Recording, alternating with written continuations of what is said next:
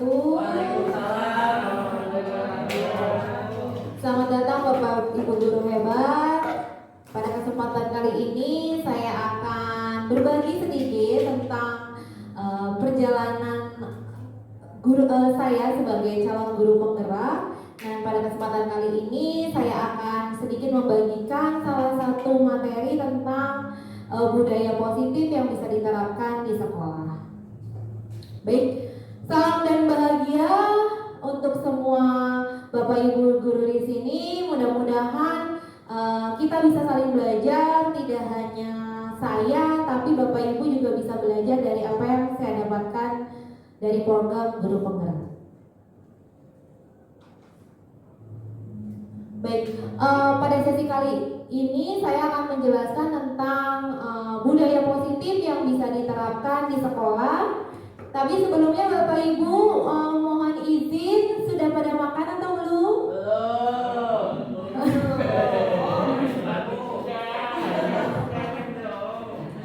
Sekali lagi saya mengucapkan terima kasih atas kesempatan yang diberikan, atas waktunya sehingga kita bisa belajar bersama.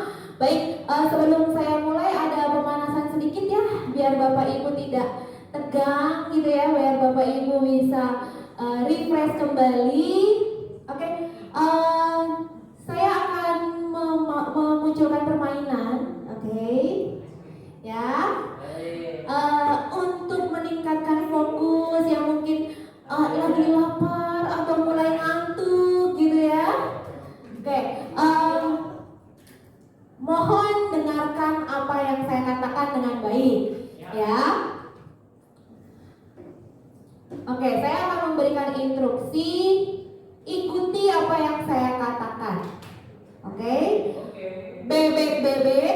Bebek bebek. Ayam bebek. Ayam bebek. Sapi bebek ayam. Sapi bebek ayam.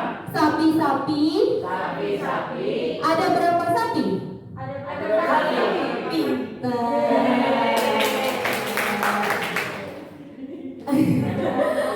Ada beberapa sapi gitu ya. Biasanya ada anak-anak kalau saya memberikan ini kadang 5 bu, 4 bu gitu ya, menghitung sapinya, padahal instruksinya adalah ikuti apa yang saya katakan. Baik, selanjutnya nih kayak masih pada tegang gitu ya. Silakan digoyang-goyangkan dulu badannya. Oke, saya akan menyebutkan satu nama negara. Oke, nanti Bapak Ibu yang saya tunjuk silahkan menyebutkan nama negara lain yang akhirannya dari negara yang saya sebutkan. Contoh, saya menyebutkan kata negara Myanmar, misalnya. Pak Syawal, Myanmar, berarti negara dari apa Pak Syawal? Rumania. Oke, nanti Pak Syawal akan lempar ke siapa? Oke. Jadi kita main nama negara. Kalau nama negara kan banyak kan ya? Oke. Dimulai dari saya ya. Oke. Saya menyebutkan kata negara Australia. Silakan Bu Jusna. Amerika. Bu Jusna lempar mana? Oh, yang jauh. Bahasa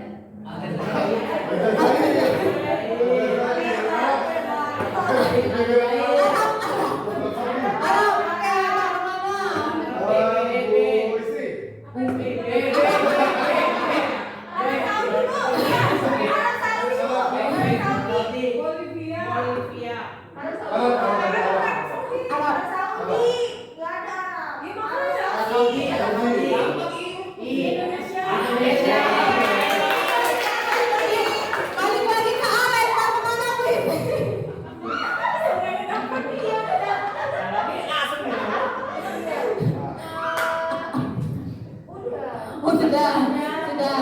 Oke, tidak mau Bapak Ibu. Sekali lagi saya mengucapkan terima kasih. Kadang-kadang kita memang butuh penyegaran gitu ya, karena mungkin tadi habis mengajar, kemudian suasananya juga di siang hari mengantuk. Mungkin ini bisa diterapkan juga untuk anak-anak ya, karena siswa itu kadang-kadang ketika pergantian jam itu fokusnya sudah hilang, kemudian konsentrasinya juga sudah menurun, sehingga kita bisa menggunakan ice breaking dalam pembelajaran. Baik, selanjutnya saya ada sebuah video. Silakan Bapak Ibu simak dulu.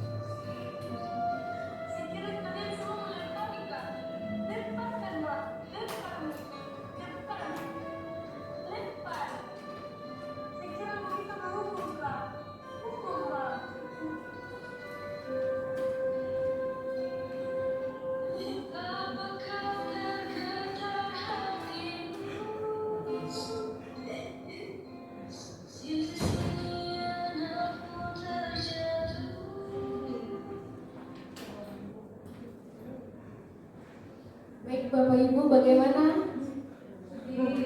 Sedih? Oke. Pernahkah kalian Bapak Ibu menemukan kasus ini di sekolah? Siswa terlambat datang? Sering. Pernahkah hampir setiap hari kita mengalami anak yang terlambat datang? Lalu bagaimana penanganan dari Bapak Ibu? Apakah setuju dengan Bu Guru yang ada dalam video? Tidak. Ada yang bisa ada yang ingin berpendapat? Kenapa tidak? Pak Edo, kenapa tidak? Seharusnya kita tanyakan dulu kenapa itu alasannya dia terlambat, sampai terlambat gitu. Pasti setiap itu pasti punya alasan, pasti punya dia pendapat sendiri, atau ada peran sendiri di rumah, atau di lingkungan keluarganya, atau di lingkungan sekitar. Jadi jangan sampai guru itu menjudge anak dilihat dari pertama kalinya ada. Benar, setuju sekali dengan Pak Edo ya. Artinya ketika anak melakukan satu pelanggaran ataupun satu kesalahan, pasti ada alasan di balik perbuatan siswa-siswi kita. Mudah-mudahan jangan sampai kita menjadi guru yang seperti di video ya, amit-amit ya. Artinya kita bisa melihat dari berbagai sisi bahwa setiap anak itu unik, setiap anak itu berbeda, setiap anak punya alasan tersendiri kenapa melakukan sesuatu hal. Baik.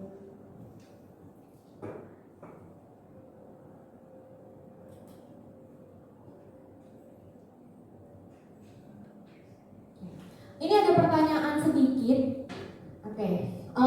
Jawabannya setuju atau tidak setuju. Jadi silakan dari yang pertama gitu ya. Apakah menurut Bapak Ibu hukuman dapat mendisiplinkan anak? Setuju atau tidak setuju? Setuju. Setuju? Pemberian hukuman dengan hal positif seperti membaca atau membersihkan halaman sekolah dapat meningkatkan disiplin siswa? Oke, ada yang setuju, ada yang tidak setuju. Oke. Pemberian penghargaan dapat meningkatkan motivasi belajar anak? Setuju. Oke. Baik. Terima kasih atas pendapatnya. Nanti akan saya jelaskan lebih lanjut kenapa ini ada yang mungkin ada yang setuju, ada yang tidak setuju. Di sini saya hanya membagikan pengalaman Bapak Ibu, mungkin nanti ada sesuatu yang kurang berkenan yang saya sampaikan, tapi ini berdasarkan teori yang saya dapatkan dari guru penggerak. Baik, ini ada 6 topik yang akan kita bahas. Mudah-mudahan Bapak Ibu tetap semangat gitu ya. Oke, yang pertama adalah disiplin positif dan nilai-nilai kebajikan universal. Oke, silakan Bapak Ibu dengan yang ada di sampingnya boleh menerapkan ini ya. Salah satu oke, silakan Bapak Ibu menuliskan atau menggenggam. Jadi silakan Ibu anggap sedang ada rahasia nih, rahasia besar yang ada di tangan Bapak Ibu. Ya, silakan misalnya Pak Serdo sama Pak Hamdani, terserah. Yang satu akan berusaha membuka tangannya dengan sekuat tenaga. Silakan. Boleh dipaksa, boleh dikelitikin, boleh. Pokoknya Pak Hamdani harus bisa membuka tangan Pak Serdo. Pak Serdo harus bisa membuka kepala tangan Pak Hamdani. Sama Bu Amira.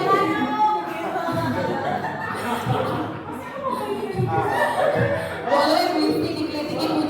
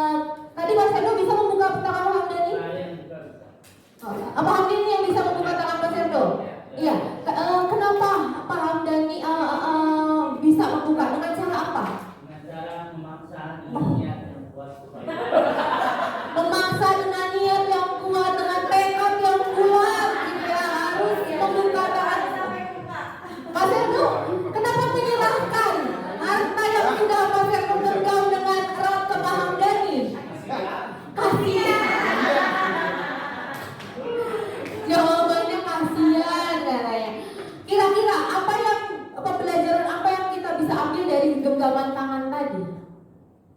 Ya, kepribadian. Kepribadian. Memegang teguh. Memegang teguh. Cakep. Ada lagi? Punya prinsip. Mempunyai prinsip. Siapa sih yang bisa mengontrol tangan ini? Diri sendiri. Kita bisa tidak mengontrol orang lain tangannya agar membuka? Tidak bisa. Baik. Tidak bisa dipaksakan. Oke. Baik, ini adalah bagian dari paradigma ilusi kontrol. Artinya kadang kita berusaha mengontrol orang lain, padahal orang lain punya kontrol terhadap dirinya sendiri, gitu ya. Ini bagian dari pembelajaran di guru penggerak. Artinya ada ilusi guru mengontrol murid, ilusi bahwa kritik dan itu bisa membuat orang lain merasa bersalah melalui penguatan karakter. Kemudian ada penguatan efektif dan bermanfaat, serta ada ilusi bahwa orang dewasa memiliki hak untuk memaksa. Seringkali kadang-kadang ilusi ini secara kita tidak sadari itu kita lakukan kepada siswa atau anak didik kita. Nah, siapa sih sesungguhnya yang memiliki kontrol? Diri sendiri. Berarti secara tidak langsung siswa juga memiliki kontrol untuk dirinya sendiri. Makanya kadang-kadang ketika kita memberikan penguatan itu agak sulit ke siswa karena siswa punya power, punya kekuatan untuk mengontrol dirinya sendiri. Jadi di sini ada dua, ada stimulus respon dan ada teori kontrol. Stimulus respon itu lebih ke kita mencoba mengubah orang agar berpandangan sama seperti kita. Kemudian perilaku buruk dilihat sebagai suatu kesalahan. Orang lain bisa mengontrol saya bisa mengontrol orang lain. Memaksakan ada pemaksaan pada saat bujukan kita gagal. Lalu model berpikirnya tuh menang atau kalah. Jadi dalam hidupnya cuma ada menang atau kalah. Ya kalau nggak mau kalah dia harus menang. Gitu. Itu masuk ke stimulus dan respon. Secara teori kontrol, kita berusaha memandang orang lain itu dari dunia yang berbeda. Karena setiap orang itu punya dunianya sendiri. Kita pun punya dunia kita sendiri. Kita coba menghargai dunia orang lain. Semua perilaku itu pasti punya tujuan. Apapun, maupun perilakunya buruk, pasti dia ada tujuan tertentu melakukan hal tersebut. Lalu hanya Anda yang bisa mengontrol diri Anda sendiri. Sama seperti tadi ketika Bapak Ibu memegang sekuat tenaga, karena mungkin ada cek 2M gitu kan di dalam genggaman gitu ya.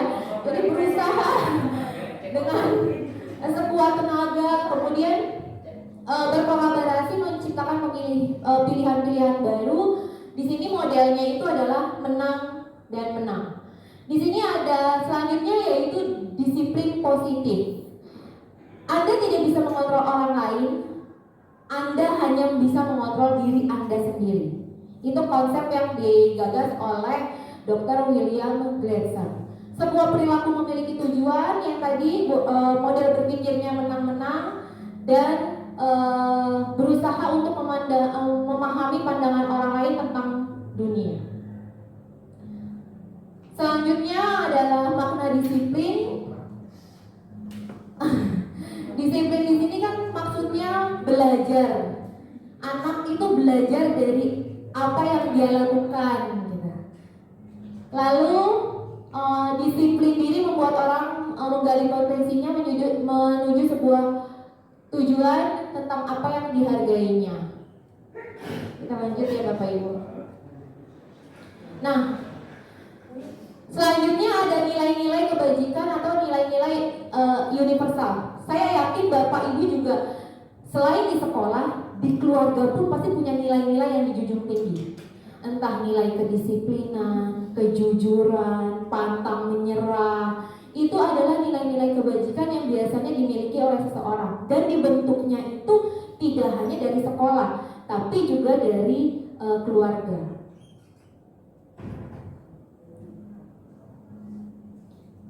Nah, ini adalah selanjutnya adalah berkaitan dengan teori motivasi perilaku manusia. Jadi dalam motivasi manusia itu ada motivasi internal dari dalam diri, ada motivasi eksternal. Kalau untuk menghindari ketidaknyamanan hukuman itu eksternal, karena bukan dia melakukan perbuatan yang baik bukan karena dari dalam dirinya, tapi dia takut akan hukuman. Itu berarti motivasinya eksternal. Kemudian atau untuk mendapatkan imbalan dari orang lain. Nanti kalau misalnya mengerjakan tugas dengan tepat waktu nanti ada beng-beng dari gurunya misalnya. Itu berarti motivasinya eksternal.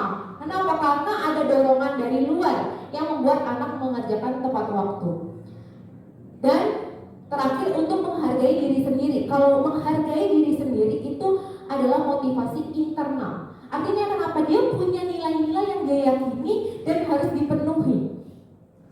Kesadaran dirinya tinggi sehingga itu membentuk motivasi internal. Ya. Ini adalah kata merdeka menurut Ki Hajar Dewantara. Merdeka itu artinya tidak hanya terlepas dari perintah, tapi juga cakap membuat perintah diri sendiri. Ini paradigma ini kadang-kadang menjadi kontroversi juga. Kenapa? Kadang yang kita lawan itu adalah diri sendiri. Termasuk untuk anak-anak juga. Anak-anak yang dilawan adalah dirinya sendiri. Rasa malu, rasa takut, tidak percaya diri, gitu ya. Itu menjadi PR untuk kita semua untuk membangkitkan motivasi internal dan dalam diri anak-anak. Nah, apa yang ada di pikiran Bapak Ibu ketika mendengar kata dihukum oleh penghargaan? Pernah tidak Bapak Ibu memberikan penghargaan untuk murid? Misalnya diberikan beng-beng atau diberikan pulpen, uang tunai. Ada yang pernah ini melakukan ini? Tahu pedes pernah. Tahu pedas pernah, gitu ya. Saya mendapatkan suatu pembelajaran baru bahwa ternyata itu penghargaan itu sebenarnya bagian dari menghukum secara tidak langsung. Kenapa? Karena membuat siswa itu satu ada pengaruh jangka pendek dan jangka panjang. Jadi dia motivasinya itu tidak dari dalam dirinya, tapi dari luar dirinya. Dan ketika gurunya berganti di mata pelajaran itu belum tentu motivasinya akan sama. Gitu. Kemudian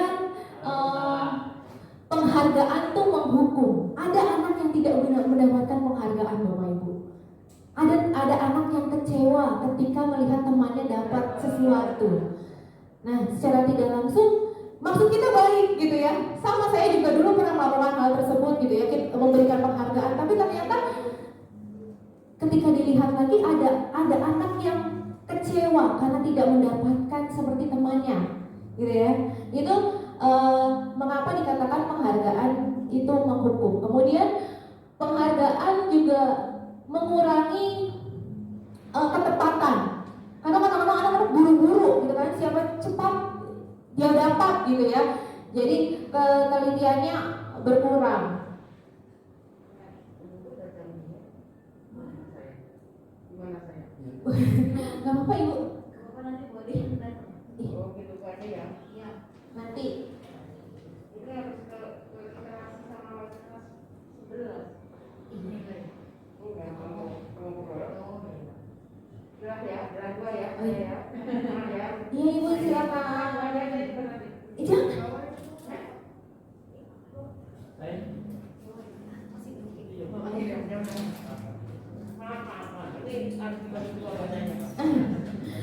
Oke. Terima kasih Bu Cisna. Kemudian penghargaan menurunkan kualitas. Jadi yang anak-anak butuhkan itu adalah hadiah, sehingga kualitas dirinya yang tadinya tinggi, yang penting dapat hadiah aja. Siapa cepat gitu kan? Biasanya kan kita cenderung lebih ke ketepatan waktu. Kemudian mematikan kreativitas. Ini yang saya ambil dari teori ya Bapak Ibu.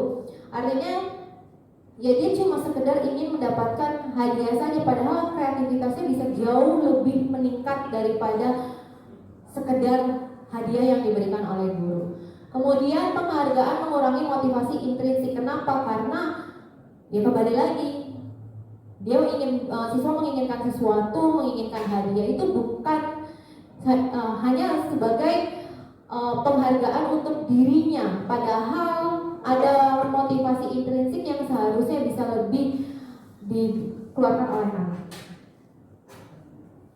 Nah, selain memberikan hadiah, apa sih yang bisa kita lakukan? Yaitu bentuknya apresiasi, pengakuan. Jadi kita memberikan dukungan secara khusus ke anak, motivasi secara khusus di kelas. Kemudian kita juga beri pengakuan secara pribadi. Karena kita tidak apa-apa loh Bapak Ibu kalau misalnya di kelas itu sambil menghampiri anak, mengatakan bahwa tulisannya sekarang bagus sekali gitu ya. Jadi kadang-kadang motivasi-motivasi tersebut yang bisa bertahan secara lama atau membangkitkan motivasi intrinsik. Kemudian beri pengakuan kepada semua murid bergantian, tidak hanya murid-murid tertentu saja. Mungkin murid yang lain juga menunjukkan hal sisi lain yang bisa diangkat. Lalu memberikan pengakuan secara konsisten. Artinya di setiap Bapak Ibu mengajar itu usahakan untuk bisa memotivasi anak, memberikan pengakuan terhadap hal-hal baik yang sudah dilakukan. Kemudian fokus pada prosesnya, bukan hasil. Kalau hasil kadang-kadang dipengaruhi oleh berbagai macam, tapi proses itulah yang menjadi pembelajaran. Ya, silakan Pak. Nih, ini adalah contoh apresiasi kebajikan. Misalnya, kemarin Ibu perhatikan rasa empatimu besar sekali ya pada saat menolong murid. Tuh, kemarin ternyata kamu bantu menggendong ya. Ada yang pingsan ya di kelas ya, kamu bantu menggendong ya.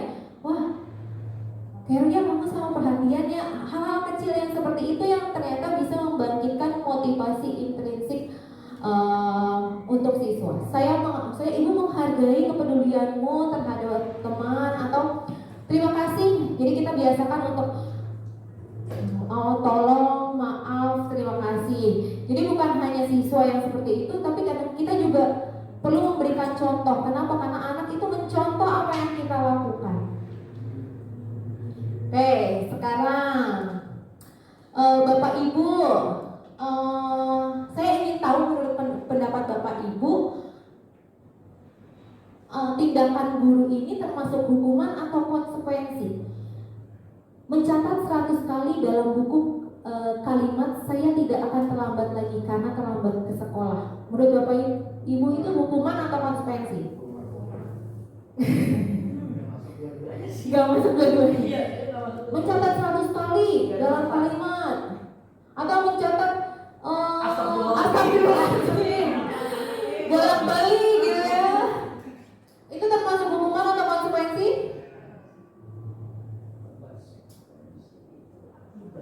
Itu bukan hukuman. Ada yang mengatakan hukuman. Lari mengelilingi lapangan karena terlambat hadir di sekolah, hukuman. Murid diminta untuk push up 15 kali karena tidak menggunakan masker, hukuman. Menggantikan kertas tugas teman yang telah dicoret-coret, konsekuensi. Membersihkan tumpahan air di meja tulis karena tersenggol, murid disuruh untuk mengenakan sepatu seharian di sekolah, disuruh melepaskan sepatunya karena tidak menggunakan sepatu hitam, hukuman atau konsekuensi? Konsekuensi. Lari mengelilingi lapangan basket 2 kali karena terlambat 10 menit untuk pelajaran PJOK, Pak Riki. Ini yang hukuman. Hukuman. Oke. Hukuman.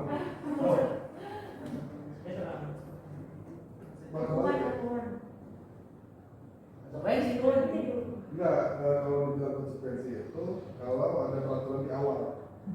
Nah, Lari mengelilingi lapangan basket 2 kali karena terlambat 10 menit untuk pelajaran PJOK. Berarti dia tidak ikut pemanasan dong kalau terlambat 10 menit. Pelajarannya Kalau misalnya di pelajaran PJOK kan 10 menit awal itu pemanasan tuh. Dia kan nggak ikut. Dia disuruh lari menggantikan sebagai pemanasannya. Tapi tergantung gurunya. Kalau misalnya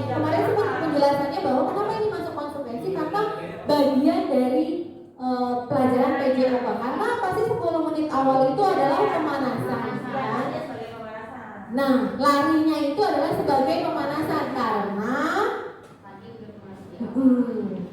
dan biasanya sudah ada, kalau konsekuensi berarti sudah ada peraturan yang dibicarakan di awal. Ya. Yang lari keliling lapangan 2 kali karena terlambat hadir di sekolah, kenapa hukuman? Karena pemanasan. Peraturan. Apakah ada peraturan sekolah bahwa Karena dalam peraturan sekolah tidak ada hukuman yang akan diberikan ketika telat ke sekolah. Paling 5 poin, bukan kali. ya, berarti itu maksudnya hukuman.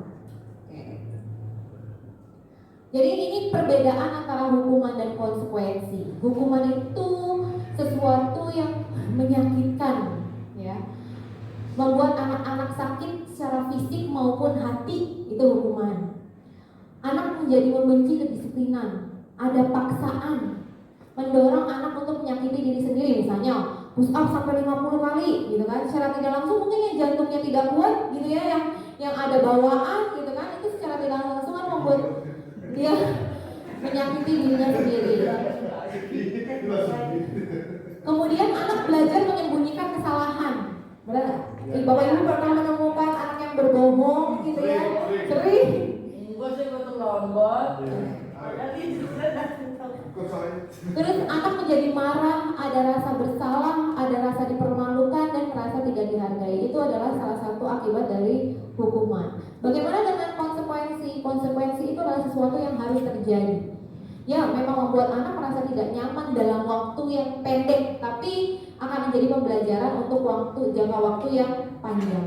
Kemudian ada stimulus tanggapan. Jadi konsekuensi itu timbul akibat.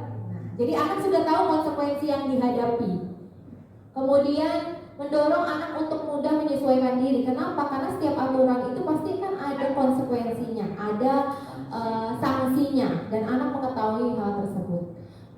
Konsekuensi itu adalah konsep diri yang baik. Artinya ketika anak melakukan kesalahan, dia sudah tahu konsekuensinya dan dia memilih konsekuensi tersebut dan dia harus bisa mempertanggungjawabkan dari kesalahan yang dia buat. Kemudian anak belajar untuk mematuhi peraturan. Ya, kemudian diasingkan untuk sementara itu maksudnya ya ketika dia mendapatkan konsekuensi pasti kan berbeda dengan teman-temannya yang sudah menjalankan aturan seperti yang ada di sekolah. Ini kurang lebih sama ya seperti yang tadi, cuma ini lebih spesifik, ada berkaitan dengan hal yang negatif, hal yang netral, dan hal yang positif. Karena setiap hukuman atau konsekuensi itu pasti ada dampaknya. Ada yang berdampak negatif, ada yang berdampak netral, dan ada yang berdampak positif. Kalau hukuman itu pasti nanti dampaknya terakhirnya endingnya akan negatif. Kalau konsekuensi itu endingnya netral. Anak-anak tahu nih dia kesalahannya apa, ya udah memang peraturan sekolah gitu kan, dia cenderung netral. Tapi ada yang ketiga namanya restitusi. Restitusi itu membuat anak menjadi positif. Restitusi apa sih? Nanti akan saya bahas dalam segitiga restitusi. Nah, apa itu restitusi? Baru tahu saya, Bu Nurul, ada kata restitusi. Sama Bapak Ibu, saya juga baru tahu ada di modul 1.4 ini namanya segitiga restitusi. Apa itu? Jadi di sini segitiga ini adalah proses menciptakan kondisi murid untuk memperbaiki kesalahannya sehingga mereka bisa kembali ke kelompok mereka dengan karakter yang lebih kuat. Bingung Bu Nurul, ini pengertiannya apa sih? Secara garis besar, secara mudahnya, ketika anak melakukan perilaku atau ada perilaku yang salah, ada perilaku yang di luar dengan nilai-nilai ketetapan sekolah, kita berusaha mengajak bicara anak. Itu maksudnya. Kita berusaha mengajak bicara anak agar anak bisa merefleksi dia sudah melakukan apa. Kemudian konsekuensi itu bukan dari kita, tapi keluar dari anak-anak. Mereka tahu konsekuensi dari perilakunya sehingga memunculkan hal positif. 9 ciri restitusi. Jadi restitusi ini kita bukan menciptakan anak untuk menebus kesalahan dengan hukuman, bukan konsekuensi, tapi untuk mereka belajar dari kesalahan. Kemudian memperbaiki hubungan yang ada tawaran, bukan paksaan. Jadi bentuknya diskusi.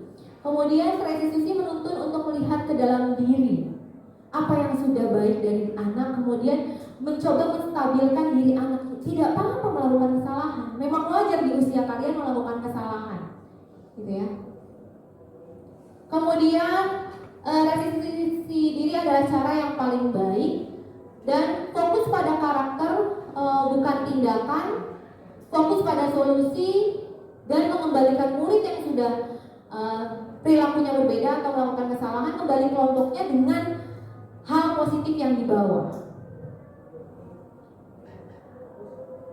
Nah, selanjutnya ada keyakinan kelas. Mungkin Bapak Ibu bingung, apa sih keyakinan kelas gitu. Saya tahunya aturan kelas, Bu, karena di saya ada kesepakatan kelas gitu ya. Kenapa namanya keyakinan? Mengapa tidak peraturan saja? Mengapa keyakinan kelas? Kenapa sih kalau kita perlu menggunakan helm kalau pakai roda 2, kalau pakai motor? Ada yang tahu Bapak Ibu kenapa kita perlu pakai helm? Biar selamat. Bukan karena ditilang polisi ya. Oh, bukan karena ditilang polisi. Keselamatan. Oke. Kenapa kita harus menggunakan masker, mencuci tangan dan menjaga jarak? Menjaga kesehatan. Karena dapat mengurangi bakteri dan virus yang Biologi mantap. Mengapa kita memiliki peraturan yang harus datang tepat waktu pada saat mengikuti pelatihan? karena agar mendapatkan materi yang diberikan Dan Secara utuh ya. meningkatkan kedisiplinan. Kenapa namanya keyakinan? Karena kita akan kembali ke nilai-nilai yang kita yakini. Jadi kalau kesepakatan kan ya sepakat gitu ya. Aturan yang berkaitan. Kalau keyakinan ini lebih ke nilai-nilai yang kita yakini untuk mengikuti peraturan yang sudah kita buat. Nah, peraturan kelas itu di sini Bapak Ibu yang warna ungu. Yang paling gampang, yang paling kecil itu peraturan. Kemudian ada keyakinan kelas, itu nilai-nilai yang dijunjung tinggi. Seperti tadi Bapak Ibu mengatakan keselamatan pakai helm, kesehatan pakai masker, gitu kan? Kedisiplinan kalau misalnya datang tepat waktu, atau integritas, itu berkaitan dengan keyakinan. Keyakinan kelas itu akan memunculkan lingkungan yang positif. Lingkungan sudah positif akan memunculkan budaya positif. Ini adalah contoh yang mana yang keyakinan kelas. Datang tepat waktu, mengucapkan salam, atau kami guru dan murid yang saling menyayangi. Kami murid yang semangat belajar, kami murid yang peduli dengan teman-teman. Kira-kira mana yang merupakan keyakinan kelas? Yang kanan apa yang kiri Bapak Ibu? Yang kanan. Ya, yang kanan itu yang termasuk keyakinan kelas. Kalau yang kiri itu lebih ke peraturan kelas. Ini secara garis besar ya. Jadi ini tabel-tabel kenapa berkaitan dengan rasa hormat, bekerja, dan rasa yang diterima dan dimiliki oleh anak. Nah, kira-kira dari peraturan yang di sebelah kiri, keyakinan kelasnya apa nih Bapak Ibu? Selalu kembalikan buku ke tempatnya. Berkaitan dengan keyakinan kelas apa? Kerapihan. Kerapihan, mandiri, tanggung jawab. Dilarang mengganggu orang lain.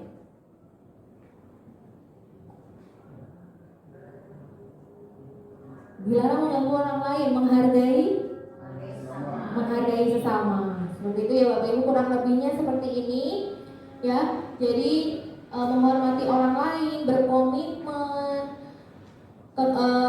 keselamatan.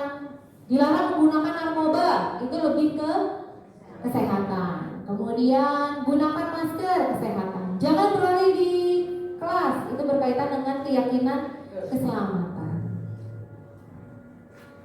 Selanjutnya adalah kebutuhan dasar manusia dan dunia berkualitas. Apakah benar ini setuju Bapak Ibu? Kebutuhan dasar manusia? Rasa disayang. Iya. Itu menjadi kebutuhan dasar Bapak Ibu. Iya, Bapak Riki Jo, rasa disayang benar?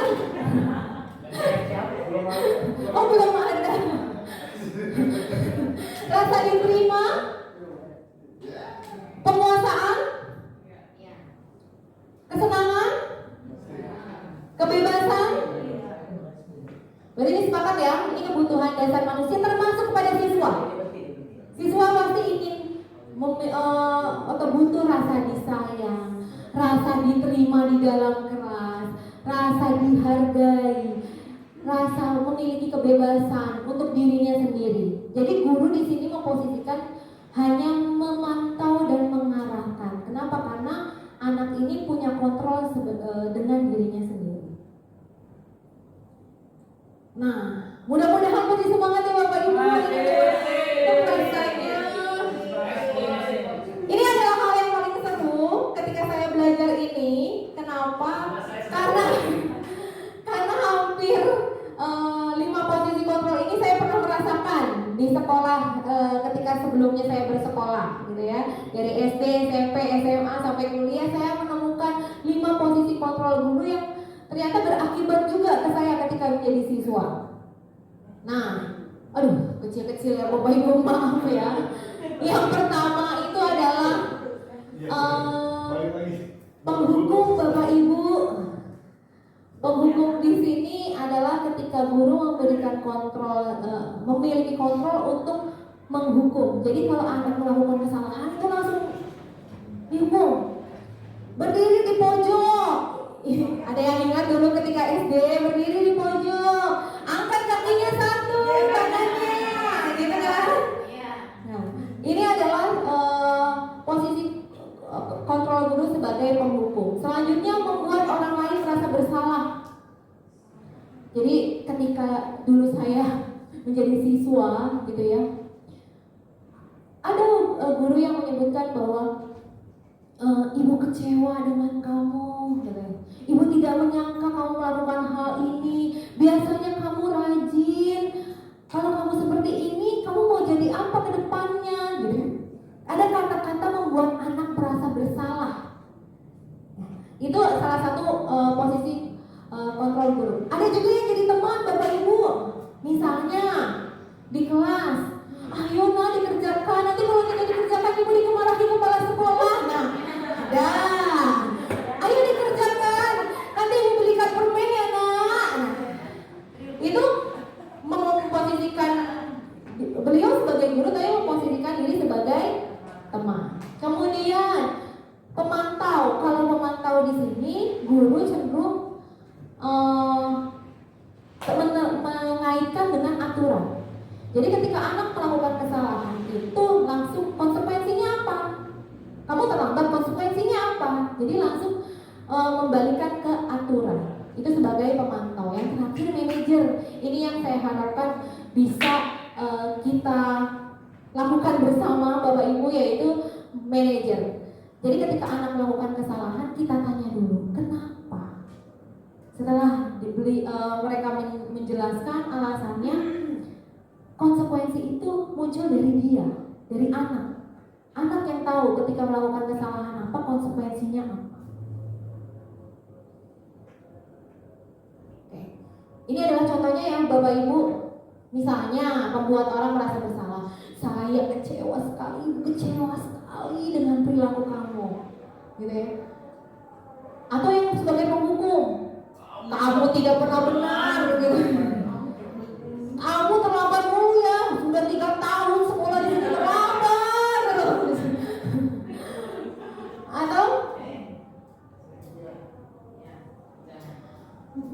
Atau sebagai teman, ayolah lakukan demi ibu.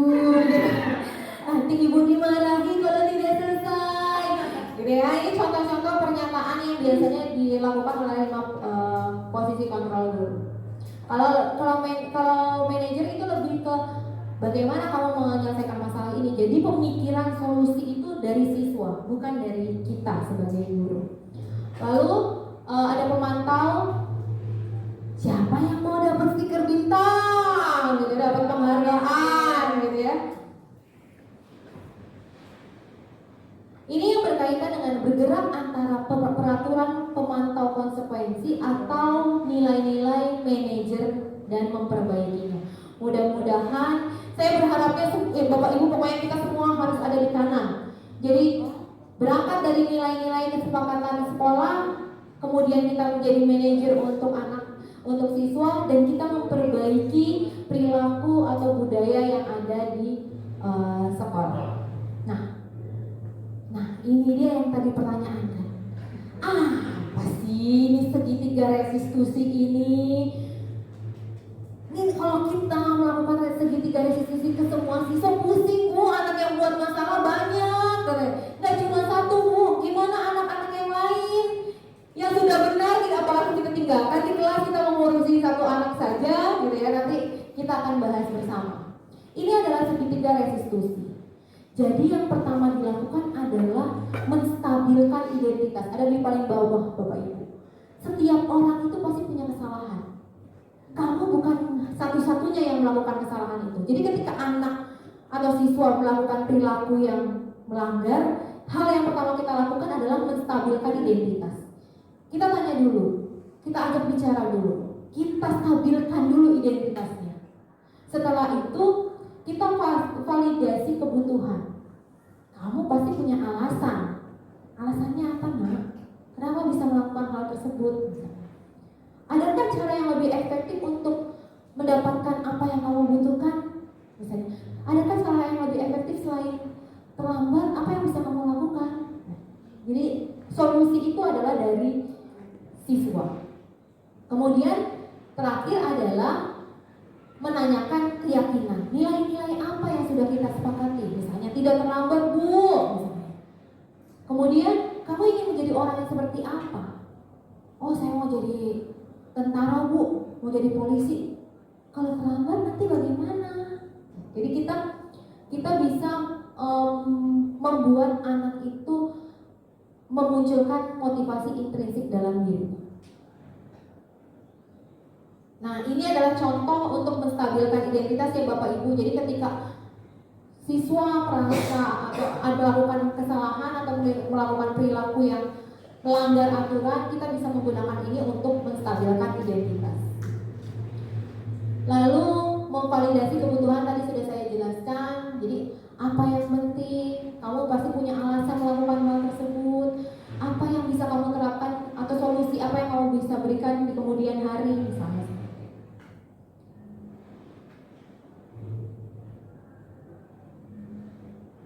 Baik Bapak Ibu, terima kasih untuk sesi hari ini ya. Jadi lebih ke kita membahas lebih ke segitiga restitusi. Bapak Ibu punten, tadi mungkin akan jadi ini ya, yang bagian sini akan jadi pertanyaan. Saya paham ketika Bapak Ibu mengajar di kelas itu, misalnya ada 10 yang tidak mengerjakan PR, gitu kan? Apakah 10-10-nya dilakukan segitiga restitusi? Terus yang sisanya yang 30 lain? Tidak mengajar dong, gak ada yang masalah. Kalau ini satu anak saja untuk melakukan segitiga restitusi itu waktunya bisa sekitar 10 menit, ya kan? Benar tidak Bapak Ibu?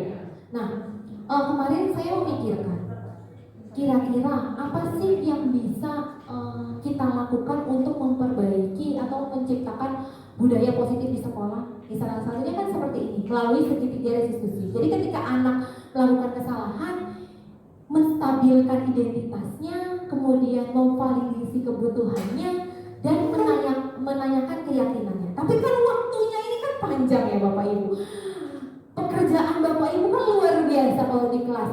Apalagi belum mengoreksi dan lain-lain gitu ya.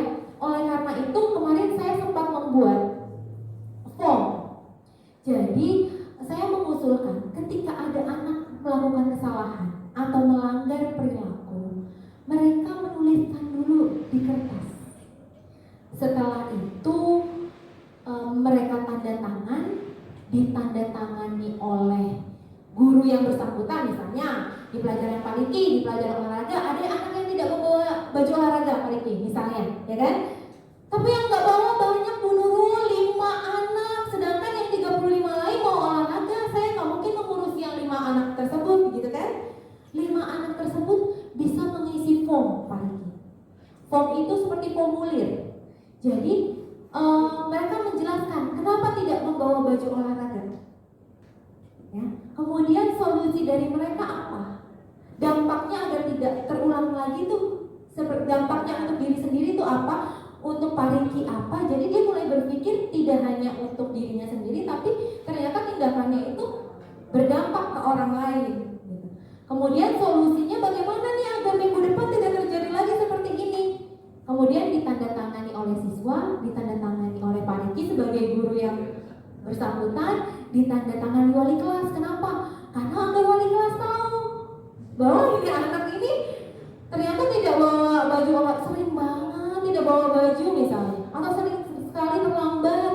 Kemudian ditandatangani oleh guru BK agar guru BK juga tahu bahwa ada perubahan perilaku nantinya.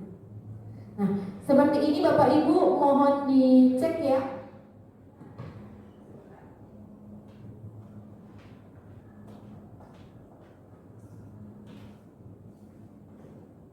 Sudah saya buat. Nanti kalau ada yang perlu ditambahkan mohon ditambahkan ya Bapak Ibu. Siapa tahu ada keyakinan yang belum. Iya. Siapa tahu ada yang belum tepat gitu ya. Siapa tahu ada ini loh, anak-anak yang di buku kan dibalikin lagi nah. Itu bisa. Pak Riki, Kirawan sekarang ada anak-anak yang harus pakai les tapi Kalau tidak menjaga setuju, kebersihannya. ini nanti oleh Pak Hani akan diperbanyak. Iya. Hah? Apa? Banyak. Enggak, ini nanti kan untuk siswa. Jadi kalau ada siswa yang melakukan pelanggaran, pakai ini. Jadi segitiga restitusinya bisa diterapkan setelah mereka menulis ini. Jadi kadang kita nggak usah tunggu lagi sampai. Semua sih udah perlu dilakukan ya. Di kelas nggak tertulis. Kadang kan anak-anak terlambat nih, tapi wali kelasnya tidak tahu. Kemudian guru BK-nya juga tidak tahu karena hanya dicatat di sekolah penggerak atau di piket. Jadi tahu-tahu kok anak saya poinnya habis ya. Sebagai wali kelas mungkin dengan penerapan budaya positif ini, anak juga akan mengalami perubahan karena setiap dia melakukan atau pelanggaran perilaku atau ada perilaku yang tidak sesuai, itu diskusinya dengan berbagai pihak kan, karena pasti dengan orang tua pasti harus diskusi. Ketika ketemu wali kelas pasti ditanya, form apa nak, lakukan apa nak, gitu kan. Ketemu guru BK juga kan ditanya, gitu ya. Mudah-mudahan ini bisa menjadi sinergi bagi kita untuk memunculkan budaya positif di sekolah. Kalau ada tambahan, punten Bapak Ibu bisa langsung dituliskan di situ karena ini masih bentuknya draft, ya masih bentuknya draft. Nanti kalau sudah final, nanti saya berikan ke Wakasek Kesiswaan ke Pak Hadi. Saya ingin tahu menurut Bapak Ibu perlu tidak sih form seperti ini? Dari BK coba. Ya punten deh Bapak Ibu BK boleh. Ini relasi antara segitiga. Restitusi. Ada Pak Sendo, menurut Pak Sendo perlu tidak sih form seperti ini, itu formulir seperti ini sebenarnya? Menurut saya perlu ya, karena ini kan menjadi sebuah komunikasi yang bagus antara minggu depan, piket, wali kelas, lalu guru, gitu loh, sehingga ada konfirmasi gitu dari setiap guru yang di sekitar warga sekolah, yang di security,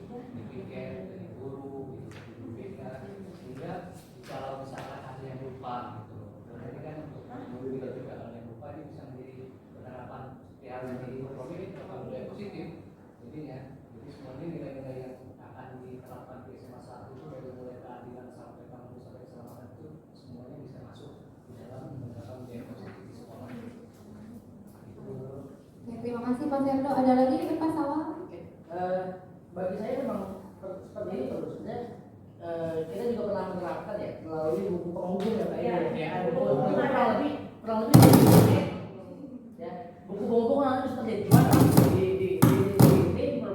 ini lebih lengkap variabelnya. Dan memang selain lebih lengkap, nilai-nilai yang dianut kita diyakini di lingkungan sekolah juga ditulis di sini. Tapi kalau di buku penghubung itu hanya sebatas nomor terus kosong gitu. Jadi anak-anak menceritakan di sana. Dan itu kan memang buku penghubung antara siswa, wali kelas dan juga orang tuanya. Nah di sini perlu juga kalau memang bisa untuk guru mapel. Jadi bagaimana? Karena kan siswa tersebut juga berhubungan dengan guru mapelnya. Jadi ketika dia tidak contoh misalkan ketika dia tidak mengerjakan tugas, kalau kita menangani satu-satu akan panjang yang ada nggak ada ajar, ya kan ajar. Materi ketinggalan semua semua penilaian. Nah itu kan seperti ini. Jadi mereka menulis sendiri dulu, baru setelah itu kita pelajari nih di pertemuan yang akan datang, baru kita mungkin bisa kita kasih tindakan seperti apa. Karena kita sudah pelajari apa alasan mereka. Jadi seperti itu. Ada yang lain mungkin?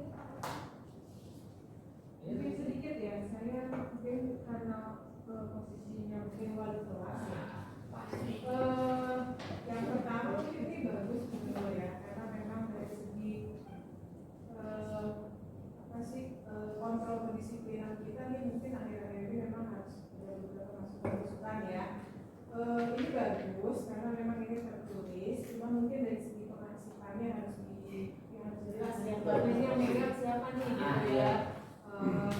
Masalahnya kan lembaran gitu jatuhnya, tidak seperti buku atas nama satu orang siswa gitu ya. Karena ini lembaran, ini nanti posisinya gimana nih?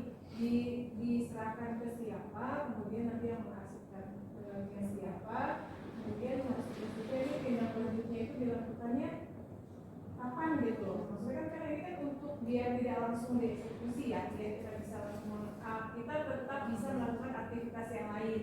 Nah ini penerapan ketika dia sudah melakukan ini kan berarti tetap butuh waktu begitu ya.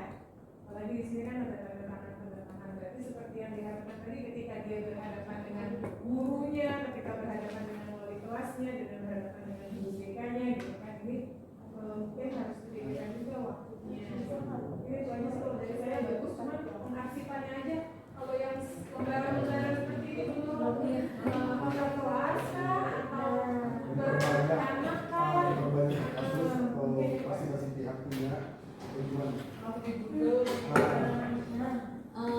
Kalau di sini kan yang berkaitan sama Dari 5 pihak. ya, jadi formulir ini diserahkan kepada wali kelas atau guru BK setelah ditandatangani oleh semua pihak. Waktu penyerahan formulir 24 jam setelah kejadian pelanggaran nilai-nilai. Berarti kalau misalnya anak melakukan kesalahan di hari ini, maksimal besok untuk menyampaikan atau mengembalikan. Sebenarnya tadinya saya berpikir begini Bapak Ibu, bagaimana kalau formulir ini misalnya di ruang piket misalnya. Jadi kalau anak melakukan kesalahan, ambil formulir ke ruang piket misalnya. Jadi formulir itu di satu tempat, misalnya di ruang piket. Kemudian ketika mereka mengembalikan dan sudah lengkap semua, ini diupload ke sekolah penggerakan, mereka ada pengurangan poin. Misalnya terlambat 15 poin. Ini sebagai bukti pertanggungjawaban mereka kenapa terlambat. Nah, tadinya saya berpikir seperti itu, tapi belum didiskusikan lebih lanjut dengan wakil kesiswaan. Karena kan kalau misalnya kita bawa-bawa juga takut hilang, gitu kan. Tapi kalau sudah di-upload ke sekolah penggerak, gitu ya, itu kan bisa dibaca oleh wali kelas, oleh orang tua. Mungkin ketika kenaikan kelas juga bisa jadi portofolio mereka, fotokopinya tentang kedisiplinan mereka. Jadi kalau poin saya tinggal sedikit gitu kan, ini ada bukti konkret gitu ya. Maksudnya orang tua juga akan percaya kenapa anaknya poinnya tinggal segini misalnya. Ya karena memang pelanggaran yang dilakukan sudah banyak. Sebenarnya ini bisa jadi bukti nyata untuk mendukung sekolah dan wali kelas kalau misalnya nanti dibutuhkan pertanggungjawaban kepada orang tua seperti itu. Ditulis dengan tangan siswa sendiri ya. Iya. Ditandatangani oleh siswa. Ada tanda tangan orang tua Cuma mungkin tentang pengarsipannya itu jadi PR gitu ya. Kalau misalnya secara digital bisa ke sekolah penggerak, tapi secara manual itu bisa di mana atau dikumpulkan lagi, ada rak di piket gitu ya, 10 berapa gitu ya. Jadi harus tahu nih dari kelas. Misalnya dikumpulin wali kelas nih. Wali kelas sebanyak Mesti berapa banyak banget wali kelas. wali kelas sudah dapat pekerjaan, saya tahu kok berhati wali kelas. Itu bingung gitu maksudnya mungkin ya itu aja yang harus dipikirkan masih wali kelas cari yang lebih efektif dan efisien seperti apa. Tapi tadi solusi bagus sih dimasukin di upload segala penggerak ya. Mungkin yang harus dicari tuh yang bagian uploadnya siapa, apa yang tiket atau Iya. Karena kan anak-anak kalau dikurangin poin itu kan pasti ada bukti pengurangan poin gitu kan. Seharusnya di bukti pengurangan itu ada tempat untuk upload bukti. Kenapa ada pengurangan poin? Jadi sebagai pertanggungjawaban sekolah juga kepada orang tua, dan orang tua juga tahu tentang perilaku anak di sekolah. Jadi ada hubungan timbal balik antara sekolah dengan orang tua siswa. Ada lagi Bapak Ibu? Oke, sudah. Baik, terima kasih sekali lagi atas partisipasinya, atas waktunya. Mudah-mudahan bisa jadi pengalaman yang berharga juga untuk kita semua. Mudah-mudahan kita bisa menjadi guru yang lebih baik lagi. Sekali lagi terima kasih. Salam sehat Bapak Ibu semua. Assalamualaikum warahmatullahi wabarakatuh.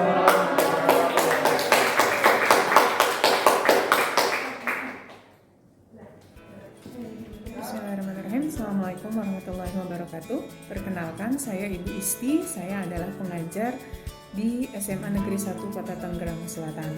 Saya sudah memperhatikan pemaparan yang disampaikan oleh Ibu Nurul Asokawati dalam program Guru Penggerak. Saya ikut mendukung apa yang sudah menjadi paparan beliau dalam hal budaya positif yang akan dibangun, begitu juga untuk kesepakatan dan keyakinan kelas. Untuk budaya positif yang diharapkan dengan pemberian format dalam pelanggaran-pelanggaran yang dilakukan oleh siswa, saya sangat mengapresiasi. Semoga bisa diterapkan di sekolah demi meningkatkan kedisiplinan dan tertib administrasi di SMA 1 pada khususnya.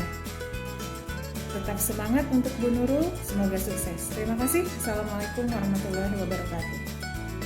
Assalamualaikum warahmatullahi wabarakatuh. Perkenalkan, nama saya Alicia Bisyarania Putri dari kelas 12 IPA 5. Di sini saya akan menjelaskan tentang manfaat adanya kesepakatan dalam kelas. Menurut saya, dengan adanya kesepakatan dalam kelas yang dibuat oleh bersama dan perlu ditaati oleh bersama merupakan hal yang sangat baik dan merupakan nilai-nilai yang baik yang harus diterapkan di dalam kelas. Contohnya seperti tidak menggunakan handphone saat belajar, tidak mengganggu teman sekelas saat belajar, dengan tidak berisik dalam kelas merupakan hal yang patut dilakukan oleh bersama.